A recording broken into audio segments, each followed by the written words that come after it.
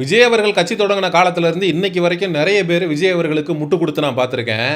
ஆனால் இப்படி ஒரு முரட்டு முட்டை நான் பார்த்ததே இல்லை. முட்டித்தேய ஒருத்தன் விஜய்க்கு முட்டு கொடுத்து வச்சுருக்காயா, அது வேற யாரும் கிடையாது, நம்மளுடைய மாஸ்டர் மகேந்திரன்.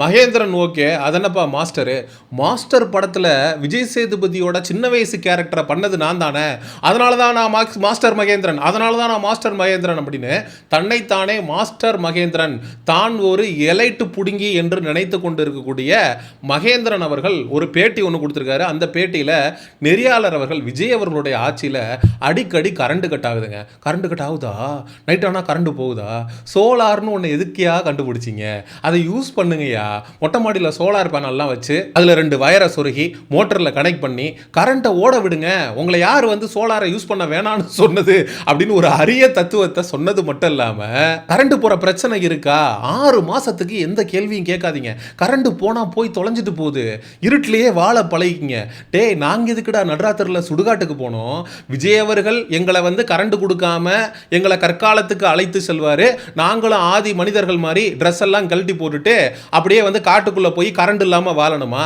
கரண்ட் போதா எல்லாருக்கும்? கரண்ட் நைட் ஆனா டெய்லி சோலார் சிஸ்டம்னு ஒண்ணு கண்டுபிடிச்சானுங்க, யாராவது ட்ரை பண்ணீங்களா? சரி, நீங்க ரிலே ஆகணும். சரி ஓகே, இவ்வளவு நாள் கரண்ட் இஷ்யூ இல்லாம இருந்துட்டீங்களா, ஜாலியா. இப்ப இஷ்யூ ஆகுதா, சரி பரவாயில்ல, ஒரு 6 மாசம் கேட்காதீங்க. கரண்ட்டுங்கிறது அத்தியாவசியமான ஒன்றாக மாறி போச்சு அப்படிங்கிறத இந்த தற்குறி மாஸ்டர் மகேந்திரன் என்கிற மக்கு மகேந்திரனுக்கு சொல்லி புரிய வைக்கிறது யாரு? 6 மாசத்துக்கு எங்களை டிஸ்டர்ப் பண்ணாதீங்க, 6 மாசத்துக்கு எங்களை கேள்வி கேட்காதீங்க அப்படின்னு நீங்க சொல்றதெல்லாம் சரிதான்டா. நீங்க சொல்லக்கூடிய இலவசம், நீங்க செய்யக்கூடிய செயல் திட்டம், இந்த அட்மினிஸ்ட்ரேஷனை சரி பண்றது, இந்த போதை கலாச்சாரத்தை ஒழிக்கிறது, இதெல்லாம் சரி. ஆனா பெண்கள் பாதுகாப்பு, ரோடு நல்லா இல்ல, தண்ணி ஒழுங்கா கிடைக்கல, கரண்ட் நைட்டெல்லாம் இல்லாமல் ஒரு மூதாட்டி ஒருத்தர் உயிரிழந்திருக்கிறாங்க. ஹாஸ்பிட்டல்ல இருந்து வீட்டுக்கு கொண்டு வந்திருக்காங்க ஒரு வயசான மூதாட்டியை. அவங்களுக்கு வந்து 24/7 ஆக்சிஜன் சப்ளை அப்படிங்கிறது கொடுக்கணும். வென்டிலேட்டருடைய உதவியில் தான் அவங்க உயிர் வாழ்ந்துட்டு இருந்திருக்காங்க. அந்த பகுதியில் தொடர்ந்து மின்வெட்டு பிரச்சனை அப்படிங்கிறது நடந்திருக்கு. ஆக்சிஜன் வராமல் வென்டிலேட்டர் ஒர்க் ஆகாமல் அந்த மூதாட்டி ரொம்ப பரிதாபமாக உயிரிழந்திருக்கிறாங்க. இந்த தற்குறி உக்காந்துக்கிட்டு கரண்ட் இல்லைன்னா என்னடா, எதுக்குடா கேள்வி கேட்குறீங்க, 6 மாசத்துக்கு மூடிக்கிட்டு தான் இருங்களேன்டா, கரண்ட் இல்லாமல் உங்களுக்கு வாழ தெரியாதா, கேள்வி கேட்டால் எல்லாமே கிடைச்சிருமா, அமைதியாக இருங்க, அப்போ தான் உங்களுக்கு எதுவாக இருந்தாலும் கிடைக்கும் அப்படின்னு ஒரு வினோத தத்துவத்தை உட்காந்து பேசிக்கிட்டு இருக்கிறான் இந்த மக்கு மகேந்திரன். என்னங்க இப்ப அவர் நீங்க கேள்வி கேட்டு மட்டும் உங்களுக்கு என்ன கரண்ட் வந்துடுவாங்க போகுது? அவர் மைக்கு முன்னாடி வச்சுட்டு ஏன் இப்படி நடந்துச்சு அப்படின்னா கரண்ட் ஆன் ஆயிடுமா உங்க வீட்டுல? ஆவாது இல்ல, ஏன் கேக்குறீங்க? அப்புறம் ஏன் ஒருத்தனை சும்மா கேள்வி கேட்கறதே ஒரு மோட்டிவா, ஏன் இன்னும் எவ்வளவு வருஷம் கேள்வி கேட்பீங்க? உங்களுக்கு பதில் வேணுமா? வேணாம். நீங்க கேள்வி கேட்கறது நிறுத்தினாதான் உங்களுக்கு பதிலே கிடைக்கும். நீங்க கேள்வி மட்டுமே கேட்டுட்டு இருந்தா உங்களுக்கு எப்ப பதில் கிடைக்கும்? மகேந்திரா, உன் வீட்டில் கரண்ட் இல்லைன்னா உன் வீட்டில் இன்வெர்டர் இருக்கும், நீ நல்லா சம்பாதிக்கிற, இன்வெர்டர் இல்லைன்னா கூட ஜெனரேட்டரை வச்சு உன்னோட வீட்டுக்கு 24/7 நீ ஏசி போட்டுக்குவ, ஃபேன் போட்டுக்குவ, டிவி போட்டுக்குவ, வைஃபை ஒர்க் ஆகும், இன்டர்நெட்டில் உட்காந்து ஜாலியாக ரீல்ஸ் பார்த்துக்கிட்டு இருப்ப. ஆனால் ஏழ்மை நிலையில் இருக்கக்கூடிய மக்கள், விளிம்பு நிலையில் இருக்கக்கூடிய மக்கள் என்ன பண்ணுவாங்க? இன்னைக்கு சென்னை முழுவதும் மின்வெட்டு, எல்லாரும் ரோட்டில் வந்து இறங்கி நின்று போராட்டம் பண்ண ஆரம்பிச்சிட்டான், கேள்வி கேட்க ஆரம்பிச்சிட்டான். மாற்றம் மாற்றம் அப்படின்னீங்க, இது பெரிய ஏமாற்றமா இருக்கு. விஜய்க்கு இன்னைக்கு ஓட்டு போட்டவன் கூட தலையில துண்டை போட்டு உக்காந்துருக்கான். ஐயோ போச்சே, திமுக ஆட்சி எவ்வளவோ பரவாயில்ல போல இருக்கே, அதிமுக ஆட்சிங்கிறதெல்லாம் செல்வ செழிப்பான ஆட்சி. ஏன்னா இந்த தாவேகாவோட ஆட்சியை கம்பேர் பண்ணும்போது திமுகவும் அதிமுகவும் எவ்வளவோ மேல் அப்படிங்கிற முடிவுக்கு மக்கள் விரட்சியோட உச்சியில உட்கார்ந்து இருக்கும் போது இது போன்ற நபர்கள் நீங்க விஜய கேள்வியே கேட்கக்கூடாது. நீங்க 6 மாசத்துக்கு வந்து நீங்க பேசவே கூடாது. கரண்ட் இல்லைன்னா மூடிக்கிட்டு நீங்க பாட்டுக்கு இருக்கணும் அப்படின்னு இந்த மக்கு மகேந்திரன் பேசுறான். அப்படின்னா இவனுக்கு எந்த அளவுக்கு திமிர் இருக்கணும்? இந்த தற்குறி மகேந்திரன் சொல்றான், உங்களுக்கு கரண்ட் வேணும்னா என் வீட்டில் வந்து கூட எடுத்துக்கங்க அப்படிங்கிறான். ஏன்டா உன் வீட்டில் வந்து தமிழ்நாடு முழுக்க இருக்கக்கூடிய எல்லாருக்குமாடா கரண்ட் எடுக்க முடியும்? உன் வீடு என்ன சப்ஸ்டேஷனா, இல்லை வந்து கரண்ட் தயாரிக்கக்கூடிய இடமாடா? வீட்டில் எதுவும் நியூக்ளியர் ரியாக்டர் வச்சு கரண்ட் எதுவும் உற்பத்தி பண்ணிக்கிட்டு இருக்கியா? உன் வீட்டில் வயரை சொருகி நாங்கள் கரண்ட் எடுத்து தமிழ்நாடு முழுக்க சப்ளை பண்ணுறதுக்கு என் வீட்டுல கூட கரண்ட் எடுத்துக்கோங்கன்ற நானு. எனக்கு இந்த சோலார்ல இருந்து எப்படி வெயில இருந்து ஒரு 2 வயரை வச்சு ஒரு 2 மோட்டரை வச்சு எப்படி ஃபேனை கிரியேட் பண்ணி எனக்கு தெரியும், நான் பண்ணிக்கிறேன் ஜாலியா.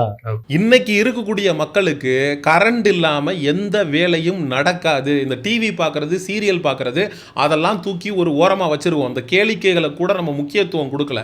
ஃபேன் இல்லாம எப்பரா இருக்க முடியும்? அதுவும் இந்த வெயில் காலத்துல இரவு நேரங்கள்ல ஏசி இல்லாம மக்கள் என்னடா பண்ணுவாங்க?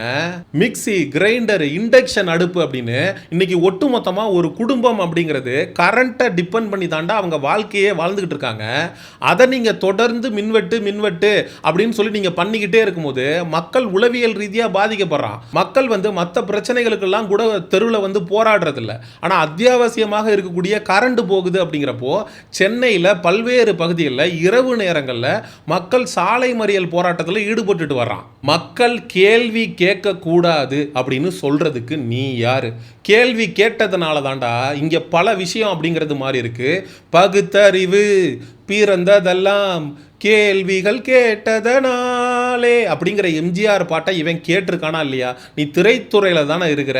ஏண்டா ஒரு கேள்வி கேட்டாதான் ஒரு விஷயத்த இந்த அரசாங்கம் அப்படிங்கிறது சரி பண்ணும். இந்த ஏரியாவில் கரண்ட் இல்லை அப்படின்னு சாலை மறியல் பண்ணும்போது தான் அது அரசாங்கத்தினுடைய கவனத்துக்கு போகும். அவங்க அமைச்சர்கிட்ட சொல்லி அவர் தன்னுடைய துறை சார்ந்த நபர்கள்ட்ட சொல்லி அதற்கு தேவையான தீர்வை நோக்கி நகருவாங்க.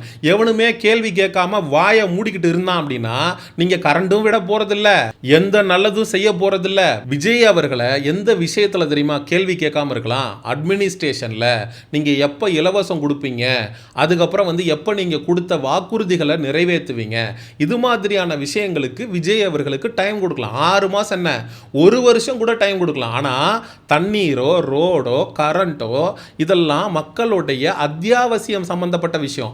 அதே போல சட்ட ஒழுங்கு, பெண்களுடைய பாதுகாப்பு, குழந்தைகளுடைய பாதுகாப்பு இதெல்லாம் பேசிக்கான விஷயம். இதை எந்த அரசாங்கம் வந்தாலும் முன்னுரிமை கொடுத்து அதை செய்யணும். பழைய தூக்கி திமுக மேலையும் அதிமுக மேலையும் போட்டுட்டு எஸ்கேப் ஆக முடியாது ராஜா. திமுக ஆட்சியில கரண்ட் கட்டாச்சு, ஓ ஆட்சியிலையும் அதான் நடக்குது. அப்படிங்கிறப்போ அதை நீ சரி செய்யறதுக்கு என்ன நடவடிக்கை எடுத்த? பிரைவேட்டு கிட்ட இருந்து கரண்ட்டை நீ கொள்முதல் பண்றியா? இல்ல நீ ஏதாவது பவர் பிளான்ட்டை இன்ஸ்டால் பண்ண போறியா?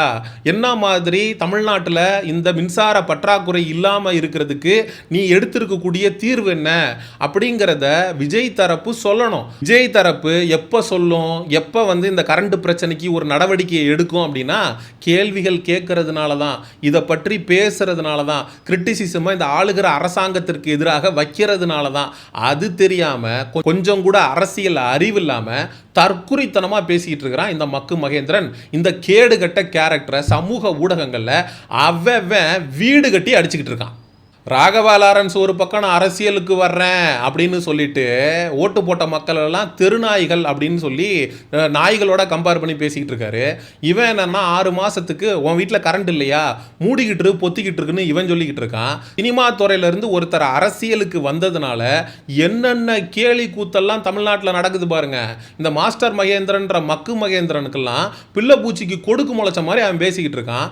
லாரன்ஸ் எல்லாம் வரவிடாம நாம் தமிழர் கட்சி சீமானவர்களும் அடிச்சு ஓட விட்டாங்க.